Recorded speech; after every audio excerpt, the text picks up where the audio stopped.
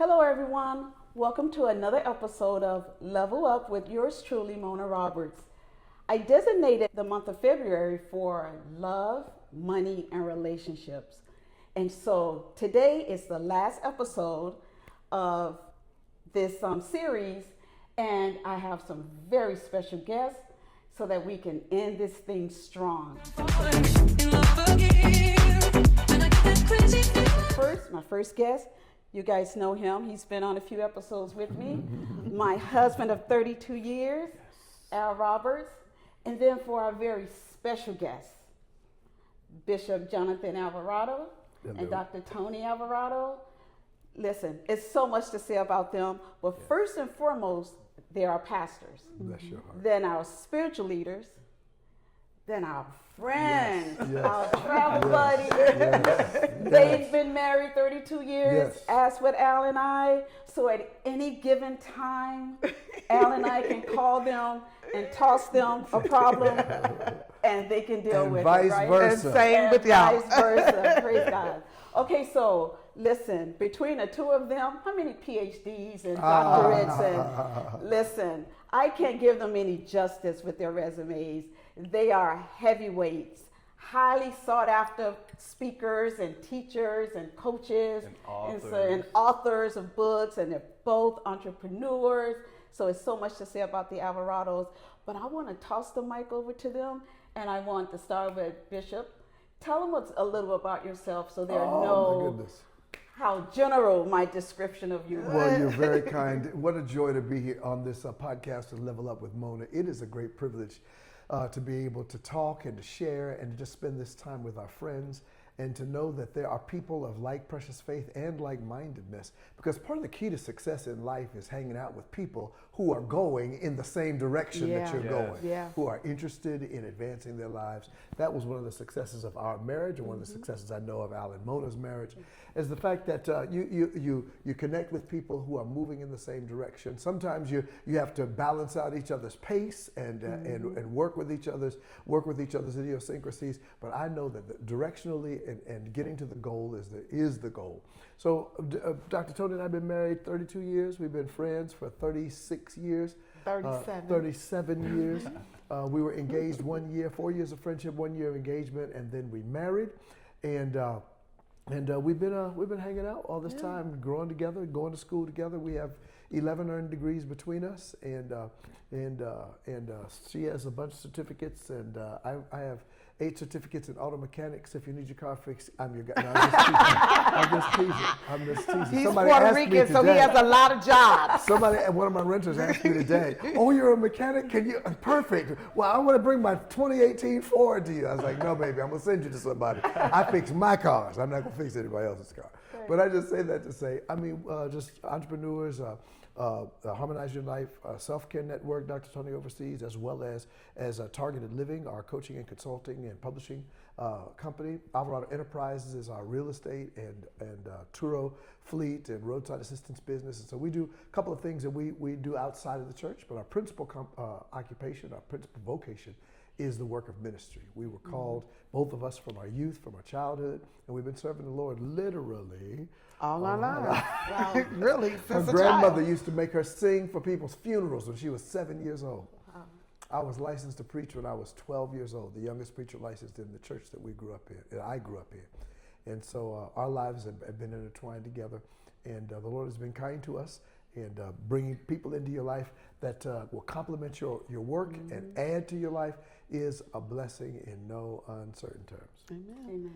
And what he didn't tell you was that we're also parents and, that's right. and grandparents. Yes. So we have 3 adult offspring. That's right. 2 sons and a daughter. That's right, 2 sons and a daughter. And we have our wonderful grandson, Johnathan Elliott III, who is 2.5, almost 3 years old. And so we've been hanging out together. We're friends. Our motto is friends make the best spouses. That's exactly right. And also that the Bible talks about iron sharpening iron. And so we definitely consider the Roberts part of that process for us. Absolutely. So when we get together, we sharpen one another. Yes, that's right. That's right. right. We can laugh and cry all at the same time. Same conversation. Yes, yes. Wow. So, Dr. Toni, tell them about the Harmonize Your Life Self-Care Network. Well, before she starts, I can talk some about that because I've been attending for the past 7 years. So what happens is every January, I get together with my girlfriends and we go to these fabulous destinations, right? And we look cute for about, 4 or 5 days. But in the meantime, We get to disconnect. and we get to harmonize our lives, right? Yeah. We learn what self-care is and what it's not, right? And we grow and we laugh and we cry and we learn and we experience together as women. It's a fabulous time. Last January, how many women were there? It's 120 women met us in Los Cabos just a few months ago. A few weeks ago. Few weeks now, ago, right? A few weeks ago, yes. So yes. So the Harmonize Your Life Women's Self-Care Network is something that I actually started. The retreats actually started before the network. It's weird because I started doing the retreats in 2017, and then I just kind of backed into this whole movement of the overall self-care network, and we started that in 2020 during the pandemic.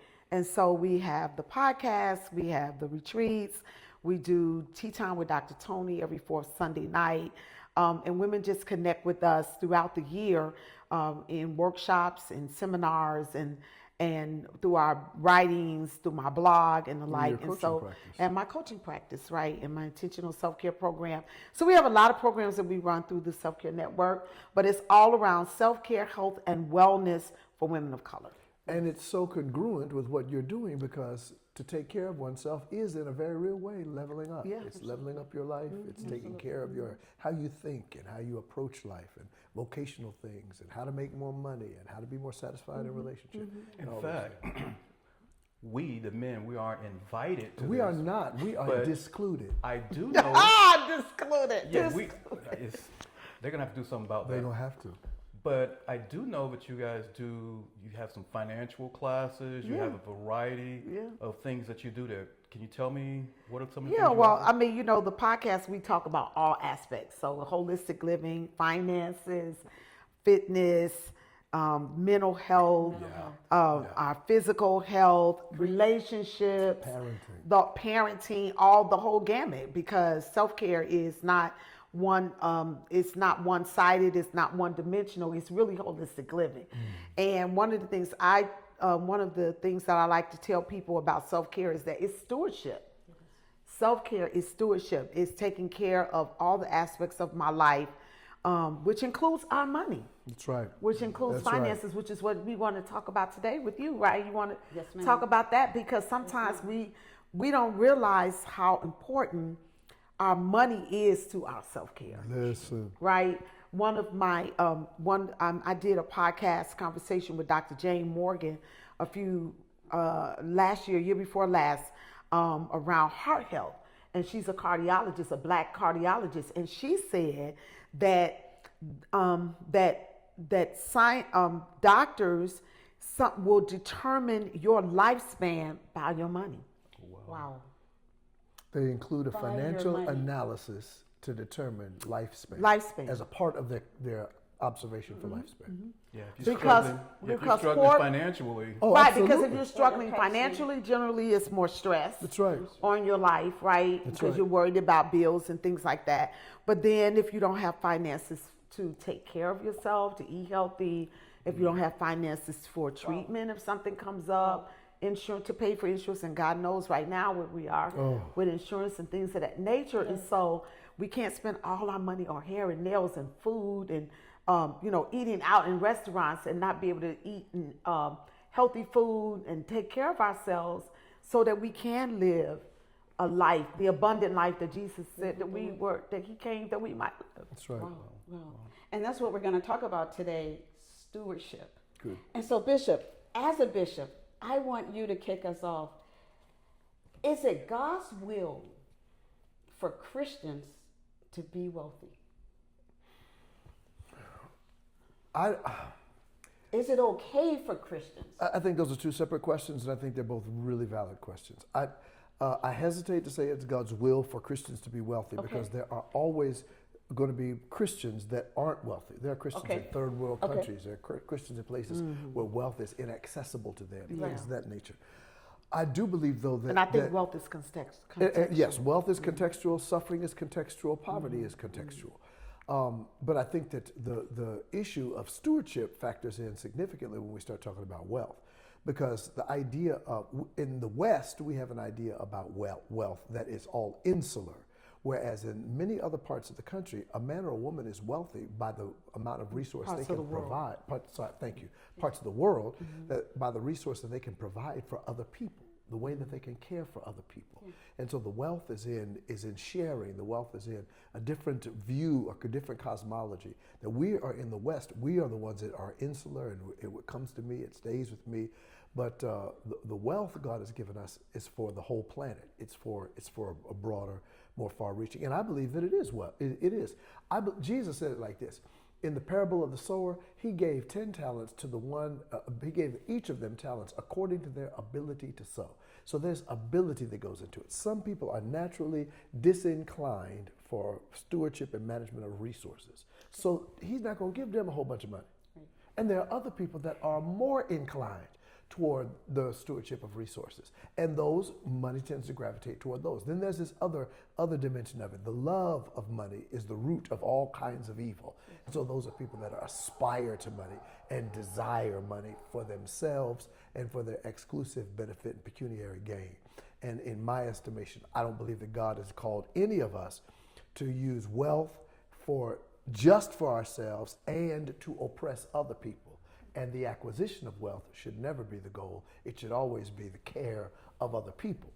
And so wealth is a tricky subject because, the argument of whether Jesus was poor or people use the one scripture, foxes have holes, birds have nests, but the Son of Man hath not where to lay his head. Poor, pitiful Jesus didn't have anywhere to lay down. But then when they was crucifying him, they were gambling to see who was going to get his robe because he wore a seamless garment. Okay. Poor people wore patched garments. A seamless garment was somebody who had to pay some money for it. So, But now, listening to you, I'm thinking about somewhere in there, and I'm not a scripture quoter, but I know there was something that said the poor would always be amongst Jesus us. said, "The poor you'll have with you always." So that suggests to me that there would be poor, and then there would be...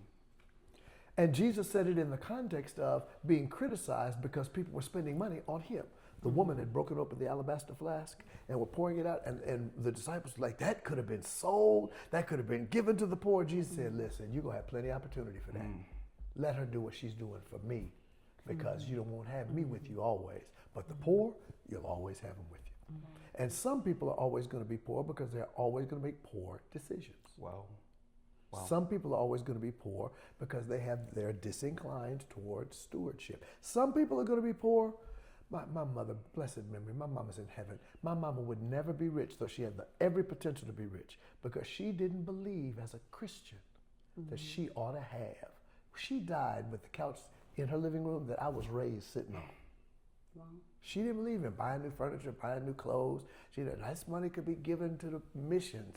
We could go around the world sharing the gospel. So she didn't believe that Christians ought to be to have resource and wealth and things of that nature.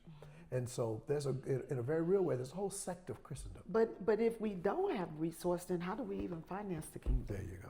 Right? Because it costs ministry. Somebody got to have money. Somebody got to have some money Somebody gotta because have some ministry money. costs. It does Right. cost. Right? It costs to do ministry. It costs to do mercy ministries. It costs to to send take care- missionaries around the world. Right. Somebody got to have some money Somebody got to have some money. somewhere in there. Bishop Yeah. Scales said there was a rash of people in his church one year or over several years, and they were all starting these not-for-profit corporations and non-profit entities and registering with the state of Ohio. He stood up and preached one Sunday, stop starting all these non-profits. Somebody needs to start a for-profit business, because somebody got to finance Somebody the got to finance the kingdom. Amen. So Amen. in though Pastor Toni and I have been ecclesial entrepreneurs in that we have started multiple churches, that we have assisted churches, and that we have poured our lives into Grace Church International and our resources into Grace Church International. We also have picked up on this. The other side of that is we have some for-profit companies. Right. And I have no problem telling people at the church, I'm chasing after the Lord, but at Alvarado Enterprises, I'm chasing the bag. I need the money. I need to be able to bring this money over in this kingdom. Okay, that brings about another question. This question is, how do you turn off pastoring and become the entrepreneur? It's so hard. I don't know that I ever do. I don't know if anybody can. I don't think he can. Because I'm an integrated whole, and to me, wholeness is the goal. Simon, Jesus said, Satan hath desired to have you that he might sift you like wheat, separate you. Right. So the idea is Christian living, human flourishing is about holistic living. So I don't know that I ever can. And I think, like, for instance, with Alvarado Enterprises and even with Targeted Living Coaching and Consulting, so we're pastors, and so we even bring that sensibility to our business. So, for example, when Bishop was renting cars to, he cares about the people that he's renting cars to. So I've seen him go out and change tires for a woman who's stuck on the side of the road that has one of his cars, Which is not required. Which is not required. Right, but that's the pastor heart in him, right? Or to make sure, yesterday he went into a woman's job and she drove over a nail, and then she called him and he went and fixed the tire and all that. Well, some business people wouldn't do that, right. But for him, that pastor's heart in him. With me, with my self-care network, I every year I sow one every woman that comes into my I give a tithe of my program. So I always give one woman a free year of coaching through my program. So that, you know what I'm saying? So it's me sowing, it's me caring about people. So it's not just about taking people's money, right? You know what I'm saying? Right. And so you bring that sensibility into even your business, because I don't think that we really get to separate that who we are in that. But at the same time, we still have to recognize that this is business. Right, and I was about to say, sometimes, did you have to create some boundaries? Because since people know that you're a pastor. But even at the church, there's a business side to church. Right. And so sometimes people even misunderstand that. If you're a business, the church has a very business. We have to file with the IRS. Right. We have to our payroll goes to a payroll program where they take out taxes. We have to pay taxes, all that kind of stuff. Retirement contributions. Healthcare contributions. Mortgage benefits. And stuff like that. We can't go to Georgia Power and say Jesus paid it all. We got to have a check. I love it. Yeah. Right? We have to pay a mortgage, all of that. And even in pastoring the people, we had to set ERP, emergency relief policies. We had to define for people what an emergency was. Yeah. The principal definition of an emergency is a non-recurring event. You can't come every month talking about you got an emergency. Right. Emergencies by nature are non-recurring. So you don't have an emergency. You have a lifestyle. Stewardship. Right. And we need to work with you there. Sure. So you're not having to come back every month. Which is part of the business dimension of even being a pastor. Mm-hmm. And so while we take the pastoral dimensions into being business persons, we also take the business dimensions and have to operate within the pastoral because dimension. Even God expects us to have personal responsibility. Yep. Absolutely. So God doesn't just say, love without some type of responsibility, right? And so it comes with responsibility, with maturing, and things of that nature. So I don't think you really get to separate that. God is love, yes, but God also requires of us things. Correct. And love does not mean that you can just do whatever you want to do. Right. Without any accountability or no responsibility. That parable that I started quoting, or gave a little snippet of, at the end of it, the one that took the one talent and buried it, when the master came back, if we presume that the master in the parable is Jesus, when the master came back, he asked that steward, he said, you knew I was a hard man, right? Reaping where I have not sown and gathering where I have not strewn. And he said, Jesus' words, or the parable's words, at the very least, you should have put my money with the bankers such that when I came back, you could give it back to me with interest. So no matter what little bit you have, God expects you to grow the little bit you have. Then the part that's scary, Al. Then he said, take the talent from the one who had one and give it to the one that has 10. For to him who has, more will be given, and to him who has not, even that which he has will be taken away. So that's the part that work with what you got, because he expects you to grow whatever little or big. He expects you to grow it. And if you don't, he's going to put it in the hands of somebody that'll do something with it. Wow. Yep. Okay, stay right there. You're about to. No, go ahead. Biblical principles. Can you talk to Mona's audience about biblical principles that also apply to business or earning? How do you use what you've learned or who you've become as a pastor to now flourish in your businesses? The proverb says, the hand of the diligent maketh one rich. The generous soul shall be made fat. That business needs to have a goal. I believe the goal of business is to make money, but that does not need to be the ultimate goal. The ultimate goal is, when I've made the money, what do I do with it? Because that speaks to my soul, the condition of my soul. I think the golden rule, do unto others as you would have others, is a biblical principle that should be applied to business. I don't Let your yea be yea. let your yea be And your yea, nay be and your nay. nay be That's nay. that speaks to integrity, That's exactly right. right? So, and don't defraud your neighbor. That's don't right. don't steal. That's don't right. lie. All those things. Let him the that Ten stole- Commandments, Right. right? You need to practice that in business. Ephesians chapter 4, let him who stole steal no more, but let him labor with his hands rather, doing that which is good, that he may have something to give to him that is in need. I think one of the saddest things that I've ever heard about some Christians and some companies is they don't want to employ Christians because of a lack of integrity, right? And or Ethic. I work remember ethic. one of the things that was so sad when we bought our first house, our realtor, when she called the lending company, the first lender that she reached out to, when she told him that we were pastors, his words was, "I don't like dealing with pastors." Oh, wow. He said, because Because pastors typically do not have their Business together.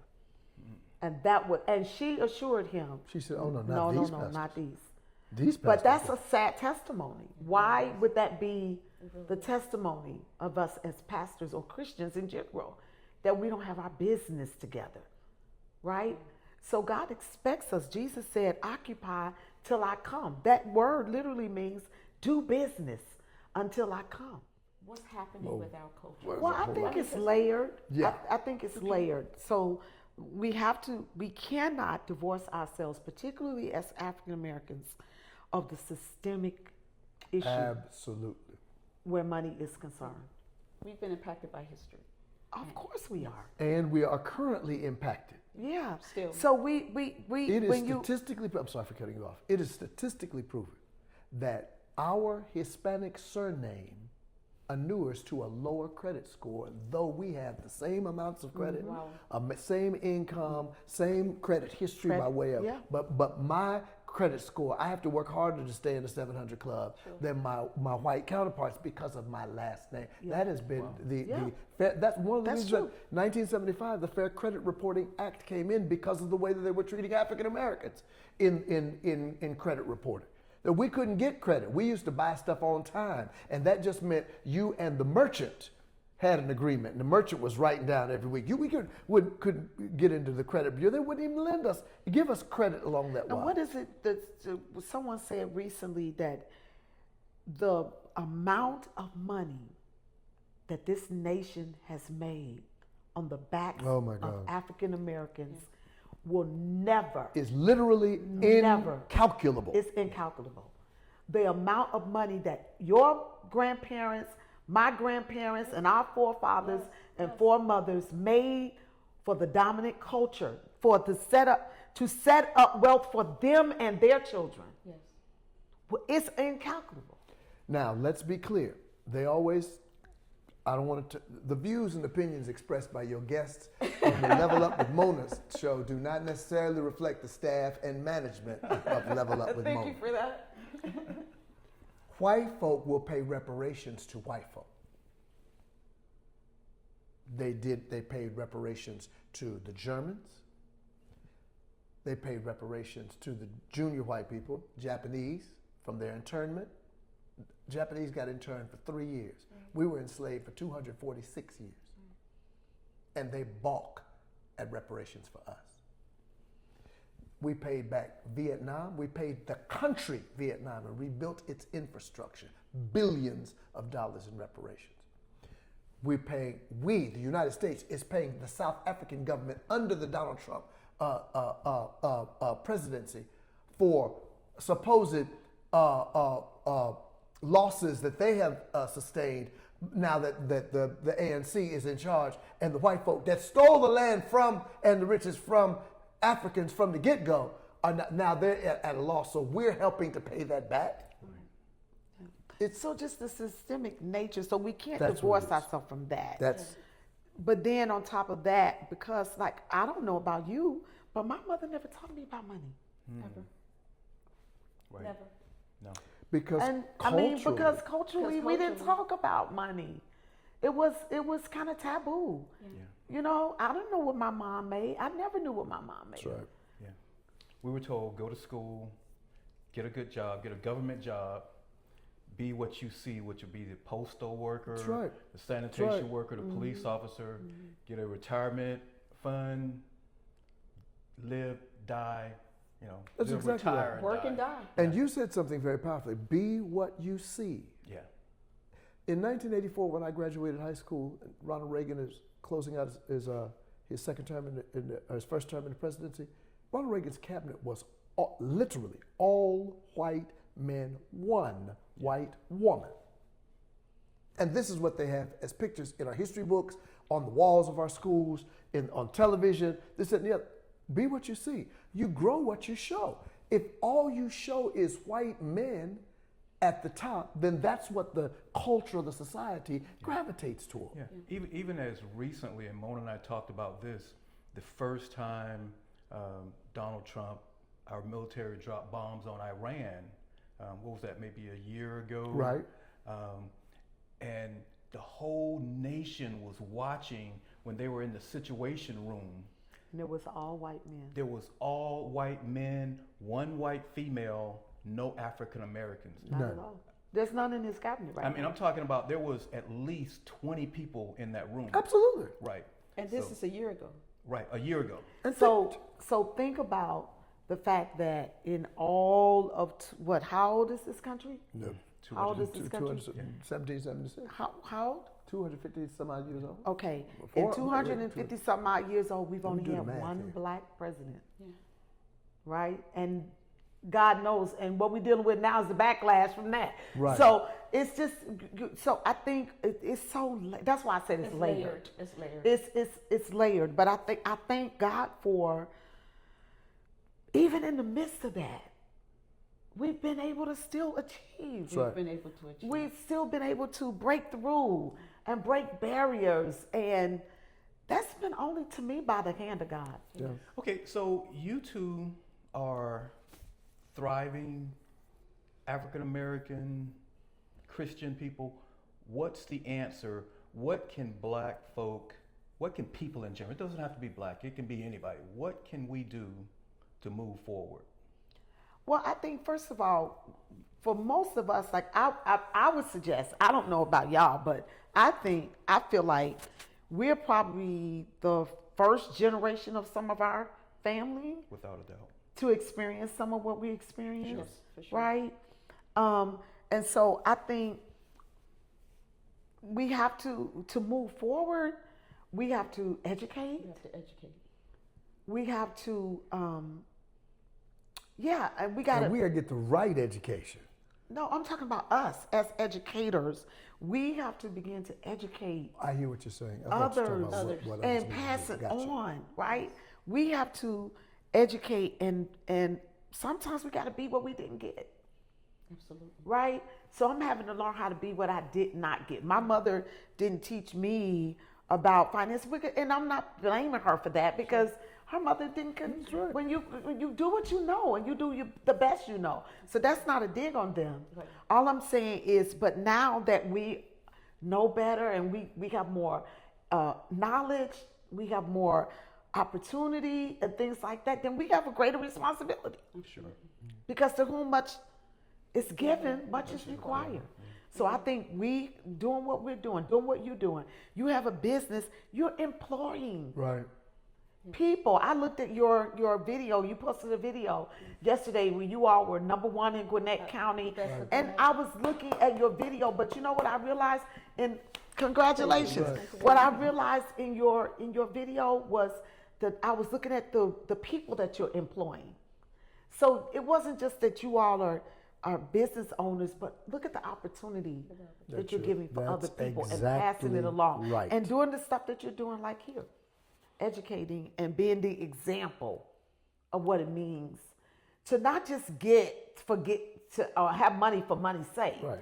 but to be a distributor This is distribution. That's of wealth. exactly right. Yes, it is. That's exactly right. And you guys are not part of the problem with being Christian in the West is that we want to apply Western ethical values, to, superimpose that over biblical values. Like there's a parable in the Bible that says that a man hired servants to go work in his field, and he hired them at the beginning of the day and promised them a certain wage. By the end of the day, he saw the work was not going to be finished, so he went out and hired some more workers. When they finished the work, they all came to be paid, and those who started later in the day got paid the same as those who started earlier in the day. Our Western ethical sensibilities are outraged by they work all day long and they got the same amount and they only work the last 2 hours of the day. They don't understand that employers in first century Palestine, it was as much incumbent upon the employer to make sure that their employees had a livable wage as it was for their employees to work a full day's work. So it was a very much a reciprocal kind of relationship. And he said, didn't I pay you what I told you I was going to pay you? I told you if you worked all day, this is what I pay you. Did I pay you that? Then I've been fair to you. Right. I brought you in at the end of the day. What did I tell you I was going to pay you? I paid you that, didn't I? I've done my part. Mm-hmm. I've done what was ethically required of me. But in our culture, we want to categorize people in winners and losers and this, that, the other. The other thing I want to say is this. When you ask about principles for getting ahead or how we can ascend or achieve in society, and then you throw the caveat in, not just for black people, for everybody, it's different. It's different. Mm-hmm. Because there's an ethical imperative upon white people now to step back. Their grandchildren, their great-grandchildren who are less qualified than you and me have had greater opportunities and are living on generational wealth. They are not, we bought a house from people who have been bequeathing houses to their children for 4 generations. It was their 5th house. And that's unheard of. Yeah. In our culture. Right. Mm-hmm. Right. So we definitely, I think, in moving forward, like you said, creating opportunities Yes. Creating opportunities. for people in our community to grow, to develop, to get skills, right? To share the wealth. Share the wealth. Yeah. Which is a concept that is foreign to that Western European puritanical mindset that came and established this country, sharing wealth. The reason that they could perpetrate genocide against the Native Americans and enslavement of Africans without wage was because they felt and feel that the bounty of the land is for them exclusively.